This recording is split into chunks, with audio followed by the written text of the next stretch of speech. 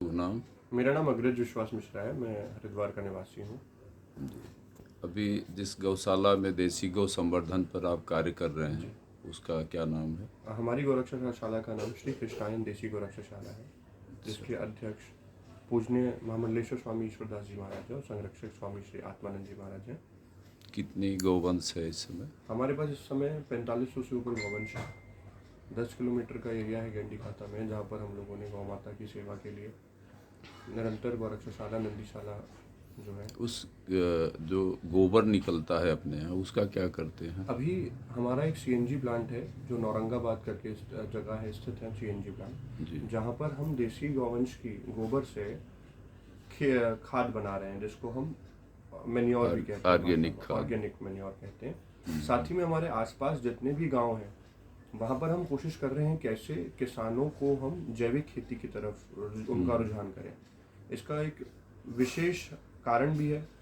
निरंतर जो हमारे पास सब्जियां आ रही हैं, फल आ रहे हैं, उसमें लोग केमिकल का उपयोग कर रहे हैं, जिससे हमारी सेहत निरंतर खराब होती जा रही है। और जो सबसे मुख्य रूप है, जो भूमि है, भूमि निरंतर बस खराब ही की ओर जा रही है, उसको कोई सही करना चाह ही नहीं रहा है।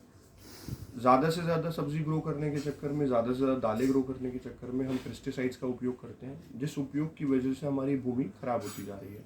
तो उस भूमि को बचाने के लिए और साथ ही में हमारी सेहत भी अच्छी बनी रहे, इसके लिए कृष्णायन गौरक्षाशाला का जो सीएनजी प्लांट है औरंगाबाद में, वो निरंतर किसानों को जैविक खेती की तरफ रुझान करने के लिए उनको फ्री में भी देता है, साथ में कुछ चीज़ें बेचता भी है, ताकि किसानों यहाँ पर जो शमशान में लकड़ियाँ उपयोग हो रही हैं उसके लिए कुछ आपके यहाँ माने गौकास्ट हमारे यहाँ निरंतर उत्पाद में बन रहा है, गौकास्ट बन रहा है। गौकास्ट को निरंतर उत्पाद में हमारे यहाँ रहता है।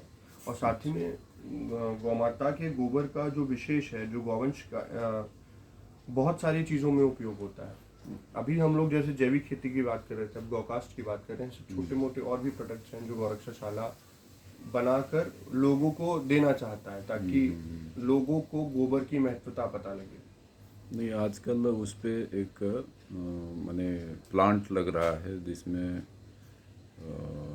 शमशान में जो गौकास्ट है, तो उस पर जो है कि वो प्लांट जिसमें कि लकड़ी का उपयोग न करके गोबर से ही बोटा बना रहे हैं जी।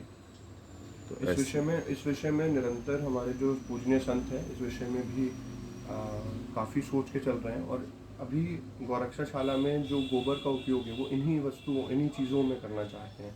ऑर्गेनिक मेन्योर हो, गौकास्ट हो, और भी चीज़ें जो पर्यावरण के लिए बहुत अच्छी हो। निरंतर हमारे महामंडलेश्वर स्वामी ईश्वरदास जी महाराज जी भी इन्हीं योजनाओं के साथ आगे जो गोवंश माने मृत हो जाते हैं तो उनके लिए क्या व्यवस्था है? उनके लिए हम पूरा भूमि में उनको दफनाते हैं। अच्छा। भूमि का जगह है हमारी, आगे जंगल के आसपास दफनाते हैं। पूरा विधिवत ये चीज़ें होती हैं, ऐसा नहीं कि हम लोग बस छोड़ दे रहे हैं। हमारे पास अधिकतम जो गौवंश है वो बुजुर्ग आता है। अच्छा। अधिकतम जो गौवंश है वो एक्सीडेंटल आता है। अधिकतम वो गौवंश है जो दूध ना देने वाली स्थिति में होता है, और अधिकतम नंदी आते हैं। तो उनके लिए हम लोग बहुत सुचारू रूप से, स्वामी जी का आशीर्वाद है, महामंडलेश्वर जी का, जो निरंतर ये चीज़ें चल रही हैं। बहुत ही सुंदर प्रयास चल रहा है। और सबसे बड़ी प्रकृति संतुलन के लिए, प्रकृति पर्यावरण प्रदूषण खत्म हो, उसके लिए जो स्वामी जी का कार्य चल रहा है वो बहुत ही वंदनीय, सराहनीय है।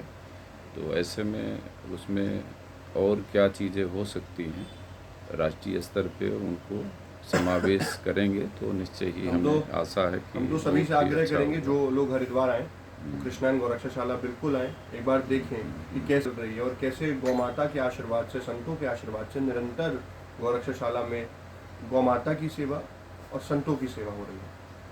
बहुत अच्छा प्रयास है। हम सर्वदलीय गौरक्षा मंच काशी प्रांत से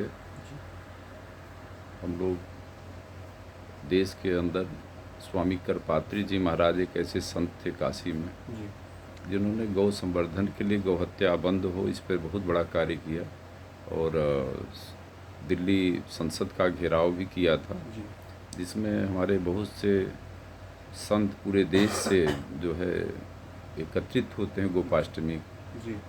और उसमें आपको संदेश आएगा, कोशिश किया जाएगा कि यहाँ से भी लोग उस कार्यक्रम में पहुँचें। जी बहुत बहुत सराहनीय प्रयास है। धन्यवाद।